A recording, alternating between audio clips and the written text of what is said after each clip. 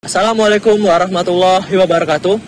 Perkenalkan, kami dari kelompok tugas akhir dengan judul Rancangan Dashboard Berbasis Web untuk Pemantauan Kualitas Air dengan Pemodelan Klasifikasi pada Tambak Udang Faname MSTP Undip Jepara. Dengan saya, Damar Amasa Aji Putra, dari Teknik Elektro Angkatan 2019, NIM 210601191301008, Konsentrasi Teknologi Informasi, dengan judul individu, rancangan algoritma machine learning dalam klasifikasi kualitas air tambak udang. Dan saya Hadif Muhammad Irsyad dari Teknik Elektro Angkatan 2019 dengan NIM 210601191300094, Konsentrasi Teknologi Informasi dengan judul Perancangan Dashboard Berbasis Web sebagai Pemantauan Kualitas Air Tambak Udang. Selanjutnya adalah pembahasan subbab perancangan algoritma machine learning dalam klasifikasi kualitas air tambak udang.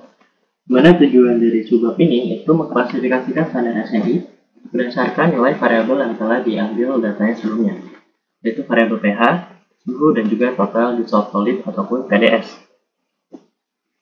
Di mana model klasifikasi akan bernilai memenuhi standar SNI bila ketiga variabel tersebut telah memenuhi standar SNI. Namun, jika terdapat salah satu variabel yang belum memenuhi standar SNI, maka model akan mengklasifikasikan sebagai belum memenuhi standar SNI. Data yang digunakan itu adalah data yang telah terunggah pada Firebase. Kemudian, data tersebut akan dikonversi menjadi suatu data frame pada pemrograman Python. Grafik dari data yang telah diambil adalah sebagai berikut. Yang pertama adalah untuk pH, untuk suhu, dan terakhir adalah total dissolved solid ataupun TDS. Selanjutnya adalah melihat korelasi antar variabel dengan menggunakan korelasi Pearson. Pada korelasi Pearson didapatkan nilai korelasi antara variabel pH dengan variabel suhu berada di 0,071, yang berarti bahwasanya perubahan dalam pH tidak dipengaruhi oleh suhu maupun sebaliknya.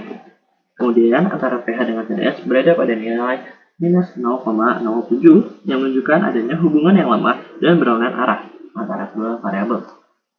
Kemudian yang terakhir adalah variabel suhu dan juga TDS dengan nilai minus 0,6 menunjukkan hubungan yang cukup kuat secara negatif atau berlawanan arah, di mana ketika nilai TDS akan semakin tinggi maka nilai suhu akan semakin turun ataupun sebaliknya. Jika suhu semakin tinggi maka TDS akan semakin turun. Selanjutnya adalah proses pembentukan model klasifikasi random forest. Untuk menilai dari hasil pemodelan random forest tersebut, maka dapat digunakan yang namanya confusion matrix. Di mana confusion matrix ini nantinya akan mengukur akurasi, presisi, dan juga recall dari model yang telah dibentuk. Hasil dari confusion matrix ini menunjukkan bahwasanya nilai true positif berada pada nilai 56, nilai false positif berada pada nilai 3, kemudian false negatif 0, dan yang terakhir adalah true negatif berada pada nilai 58. Kemudian untuk mengukur nilai akurasi, presisi, dan recall, yang pertama adalah untuk akurasi. Nilai akurasi didapatkan pada sebesar 97,44%. Kemudian untuk presisi berada pada nilai sekitar 94,91%, dan juga untuk recall berada pada 100%. Hasil akhir atau output dari subbab ini yaitu mengupload data kepada database, yang nantinya data pada database ini akan digunakan pada subbab selanjutnya. Pada subjudul berikutnya akan dibahas mengenai perancangan dashboard berbasis web sebagai pemantauan kualitas air tambak udang, yang mana akan menampilkan hasil klasifikasi machine learning kualitas air tambak udang yang dipaparkan sebelumnya. Berikut adalah sequence diagram yang menunjukkan bagaimana dashboard ini berinteraksi dengan sumber data. User melakukan login dengan mengisi username dan password. Apabila benar, maka user akan diteruskan ke dashboard. Dashboard akan mengambil data terbaru dari database lokal yang merupakan output dari subjudul sebelumnya. Database lokal akan memberikan data terbaru berupa waktu, nilai suhu, pH, TDS, dan kualitas air beserta rekomendasi aksi. Setelah menerima data, dashboard akan menampilkan data kepada user dengan tampilan yang menarik. Permintaan dan pemberian data terbaru ini akan diulang setiap 15 menit supaya perubahan kondisi air dapat diawasi lebih awal. Selanjutnya adalah menunjukkan dari fitur dashboard.